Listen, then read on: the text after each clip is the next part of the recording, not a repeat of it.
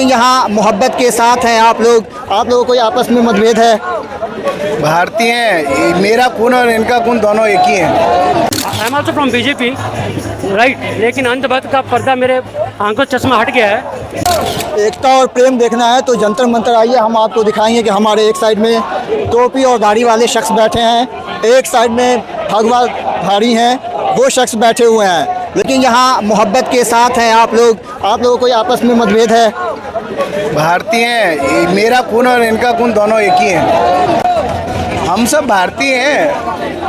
ये ऐसा लगता है कि मतलब सरकार और राजनीति के चक्कर में जो आपसी एकता था, प्रेम था, जो हिंदू मुस्लिम सिख ईसाई एक साथ चला करते थे, उसको तोड़ने की कोशिश की गई है। बिल्कुल, देखिए कुछ लोग अपने फ़ायदे के लिए धर्म के नाम पर राजनीति कर रहे हैं, जाति के नाम पर लड़ा रहे हैं, धर्म के नाम पर लड़ा रहे हैं, तरह तरह से लड़ा रहे हैं। तो मैं ऐसे लोग जो अपने देश के लोगों से नफ़रत करते हैं और भेदभाव करते हैं, ऊंच नीच करते हैं, ऐसे लोगों को पाकिस्तान हमको भेज देना चाहिए। उन लोगों का यहाँ देश में क्या काम? देश विरोधी हैं वो लोग, अपने ही देश के लोगों से नफ़रत कर रहे हो आप। कोई भी है, चाहे वो दलित हो, चाहे वो मुस्लिम हो, चाहे वो सिख हो, कोई भी हो, भाई अपने ही देश के लोगों से नफ़रत कर रहे हो, फिर कह रहे हो कि हम भारत को आगे लेके जाए। कैसे लेके जाओगे? भारत के एक एक नागरिक का आप सम्मान करते हैं तब भारत माता की जय होती है। तो भारत माता की जय का मतलब वो समझते ही नहीं है, वो नहीं जानते, वो नफ़रत जानते हैं। तो नफ़रत फैलाने वालों को सबको पाकिस्तान भेजना चाहिए। आपके हाथ में भारत का संविधान है, क्या लग रहा है कि मौजूदा सरकार इस संविधान को मानने को तैयार है, इसको मान रही है, इसको लेके चल रही है? देखिए, मौजूदा सरकार इसको नहीं मानती है, तभी तो ये हालत है। 93,000 सरकारी स्कूल जो है बंद हो गए, नीट का पेपर लीक हो गया, 89 पेपर जो अभी तक लीक हुए हैं, और बच्चे चोरी हो रहे हैं, महिलाएं लापता हो रही हैं। विश्व की जो रिपोर्ट आ रही है 2018 की, उसमें जो घटिया शिक्षा देने में हम जो है दूसरे नंबर पे हैं। घटिया शिक्षा दे रहे हैं हम, सोचिए, विश्व गुरु बना दिया। तो ये जो स्थिति है, ये सब गड़बड़ चल रहा है। शिक्षा पूरी तरह से बर्बाद हो गई है और सुरक्षा बर्बाद हो गई है। ये सब आंकड़े हैं, आप देखिए इनको। लगातार जो है धर्मेंद्र प्रधान जो शिक्षा मंत्री है, उनको इस्तीफे की लेकर बात हो रही है। और कल जिस तरह से एक साइंटिस्ट 60 साल के शख्सियत हैं, बड़ा चेहरा है, जिन्हें देश नहीं विदेश में भी लोग जानते हैं, उनको जिस तरीके से पुलिस उठा के ले गई, क्या उसको आप किस नज़र से देख रहे हैं? क्या वो सही तरीका था? बिल्कुल गलत तरीका था। चोर की सरकार चोरी से लेकर गई और सरकार ये सोच रही थी कि शायद उनको इस आंदोलन से उठा देंगे तो आवाज़ दब जाएगी, लेकिन उनकी चाल उन पर ही भारी पड़ गई।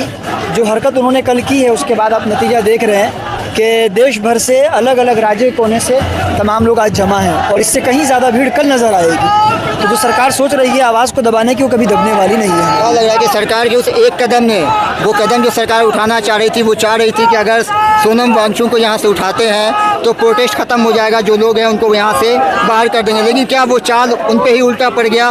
लोग उससे ज़्यादा इकट्ठा हो गया फिर जंतर मंतर? बिल्कुल, सोनम जी अगर उनको उठा लिया गया तो 1000 सोनम जी यहाँ तैयार हो जाएंगे फिर उनके गायबाने में।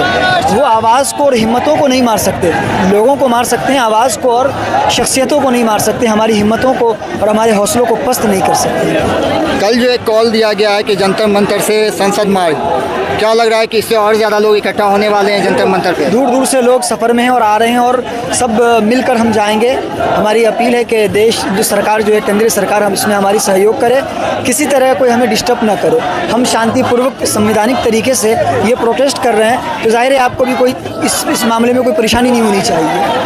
शुक्रिया। देख लिया आपने कि एक तरफ हमारी तरफ दाढ़ी टोपी वाले शख्स हैं, दूसरी तरफ भगवाधारी हैं, और इनको आपस में कोई मतभेद नहीं है, एक साथ मोहब्बत के साथ रह रहे हैं। वजह सिर्फ ये है कि राजनीति के चक्कर में कुछ लोग बहक जाते हैं और आपसी रिश्तों को ख़राब करते हैं। कल जो जंतर मंतर के ऊपर हुआ, जिस तरीके से सोनम वांगचुक जी को डिटेन किया गया था दिल्ली हाई कोर्ट और उनकी सेहत का हवाला देकर के, क्या वो सही था? और आप कहाँ से आए हैं, क्या करते हैं, नाम क्या हुआ आपका? मेरा नाम राजेश शर्मा है और मैं शिमला से आया हूँ। मैं आज ही पहुँचा हूँ अभी आके प्रोटेस्ट में, जस्ट 1 घंटा हुआ है।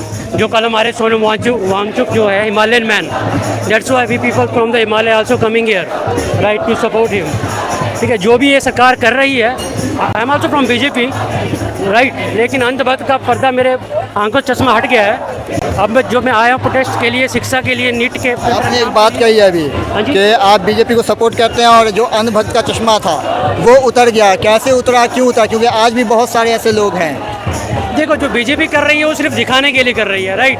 Everything is on social media. झूठ बोलना, लोगों के पास चीज़ें नहीं पहुंच रही है जिस तरह से पहुंचनी चाहिए। गरीबी हमारी वहीं की वहीं है, एजुकेशन रेट हमारा वैसे ही गिर रहा है, राइट।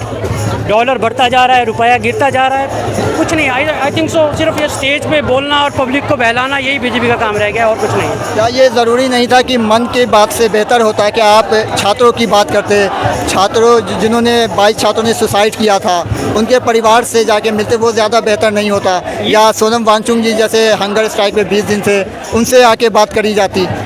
बिल्कुल, मोदी जी को ये करना चाहिए था, सबसे पहला ही काम करना चाहिए था जब 22 बच्चों ने आत्महत्या की, right. At least they can talk to their parents, right.